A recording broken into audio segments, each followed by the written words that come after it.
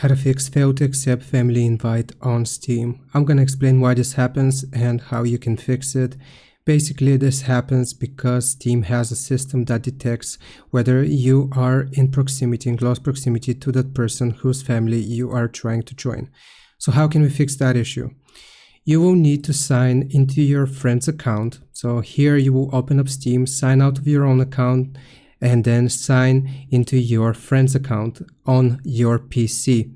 Once you have signed in, then you will click on Steam in the top left corner, then select Settings. Here you will choose Family and then manage your Steam family.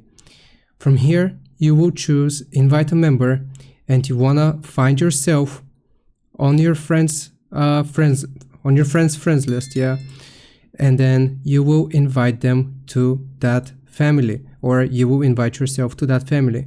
Once you accept the invite, then it is no longer gonna give you this issue, and that's how it works.